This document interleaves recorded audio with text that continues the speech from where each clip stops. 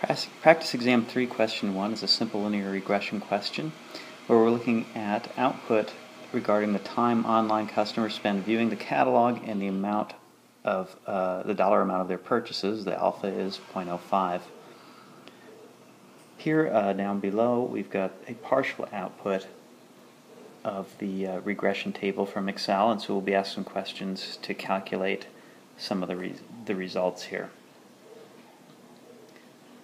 Alright, so if we take a look at this first set of questions here, we've got to get, this is the same table repeated up here, and the first question, A, is what percentage of total variation is explained by the model? Okay, so how much does the time spent online influence the dollars that the customer spends? So this is another way of asking for the R-squared value.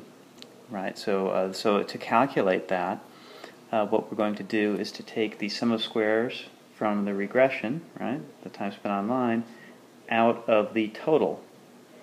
Okay, and so what that is going to come up with a percentage, right? So we're going to have 24,644, and the decimal places there, and then 430698, and so on. And so we'll divide one by the other, and the result of that is going to be 0.572197. So it scrolls off the screen a bit here. So let's clean that up a little bit here. So we will have 0.572197. Okay, so this is our R-squared value. So that's the first part of the problem there. Okay, so we'll just say that is 0.572. We'll say 0.572. Just round it off.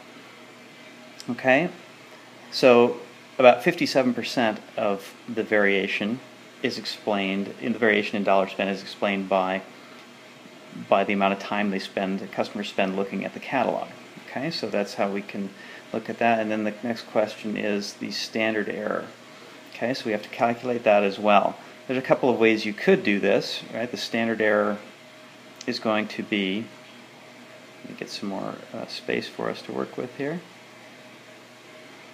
It's going to be the square root of our sum of squares residual, right? So this 184254.0012, this number right here, over n minus 2, which is going to be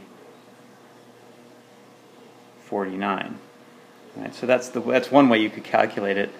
The other thing, though, that you may notice here, right, is that these two values right here, 184254 over 49, is also the mean of squares. And so we could also just calculate that by saying the square root of 3760.2857, right? Because all of this here will equal 3760.2857, and we just take the square root of that, and the square root of that is going to be 61.32117. Okay, so we're just taking, to get the second part of the question, the standard error, we just take the square root of the mean of squares. Okay. Alright, so we've got those two parts taken care of now, so let's move back over. And we're looking at part C now, using the p-value approach to test whether the correlation between the time spent viewing the catalog and dollar amount spent is significantly different from 0. Okay. Alright, so right, if we remember what from our class discussion, the null here would be that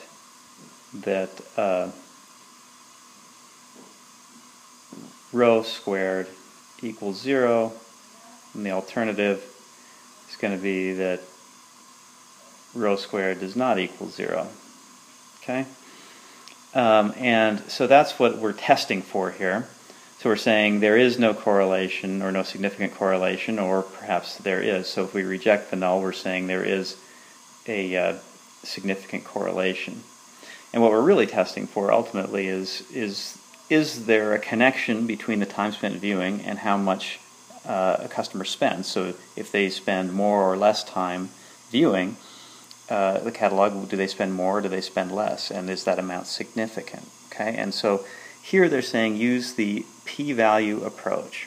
Okay, and luckily for us, we are given the probability, the p-value of this result here, which is 0.0001. And so if we put this in the form of this statement here, in this line here, what we would want to say is, because and I'll just draw an arrow here, because the probability of our result, probability 0.0001, is less than 0.05. You recall the alpha from the beginning of the problem. So this is what would go in that blank. Because the probability 0.0001, or excuse me, 0.0001 is less than 0.05, we would reject the null and conclude that the time spent viewing the catalog and dollar amount are significantly correlated, right? So we're saying that the correlation is not 0, right? We're rejecting the null, or that it does not equal 0, right? And so we're rejecting the null and saying that it is significantly correlated. Okay, and then it says the model indicates that the dollar value of amount of purchases then is explained. Right? Because it's significant, we can say that that does explain something, and that we then should use the time spent viewing the catalog to predict the dollar amount of purchases. That is, we can say that the longer they spend online, the more that they are likely to spend. Alright, so that's the first part of the problem. So let's take a look at the next part here, where we're going to do some more calculations. Again, this is just the same table we were looking at before. And it says, the first part is identify the least squares regression equation for this model. Okay, so y hat is going to be equal to, so here's where we look for this part. So we're on this lower part of the table now. It's going to be our intercept, 95.7391 plus 0.8649x. Okay, so that's the general equation we would use. And then, so that's part F that we just did. Part G says, using your equation, what is if the time spent online is 5 minutes, what is the predicted value for the purchase amount? Okay, so then to do that, we would say 95.7391 plus 0.8649 times 5, so 5 minutes. And that result then is going to be 95.7391 1 plus, and then when you multiply that out, it's going to be 4.32, or $4.32. Okay, so I should we could round these to more currency type of numbers here, and so our result is going to be $100.06 if you add those up. Okay, so that's part G. Part H then says we're going to do the same thing again. Using the equation, what about if it's 20 minutes? We just did 5 minutes, that was $100. So if they spend 20 minutes, then what is that going to result in? So let's move down a little bit here. So we'll just repeat this then here. So then we would have, this is for 5 minutes. or 5 minutes, and this is 20. So then we have 95.7391 plus 0.8649 times 20.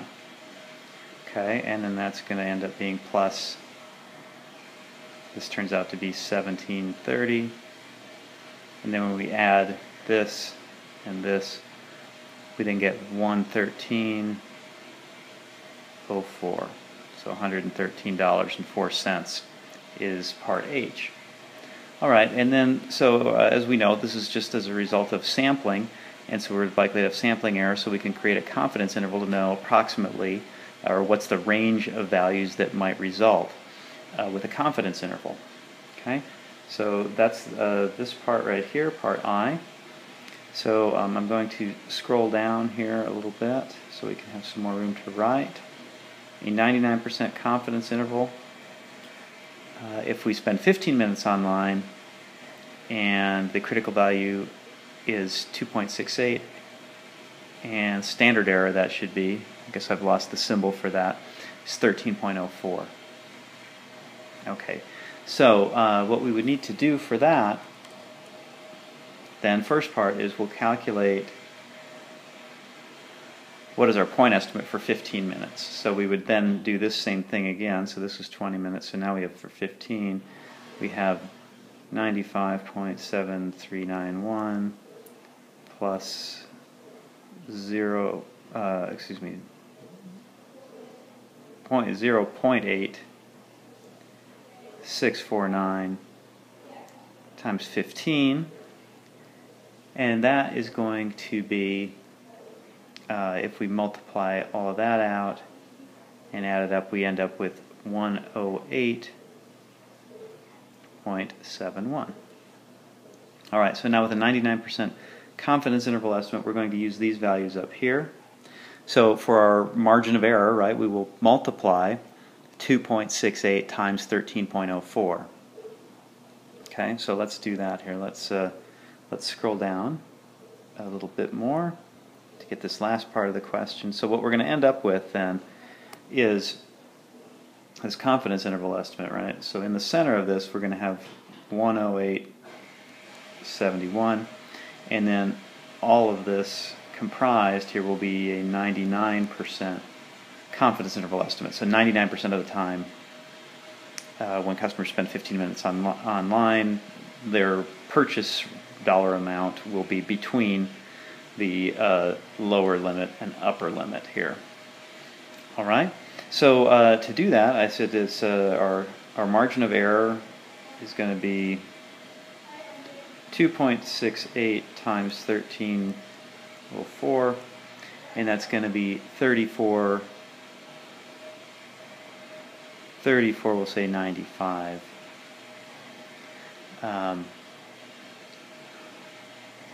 And then what we will then do is our confidence interval estimate is going to be 108.71 plus or minus 34.95.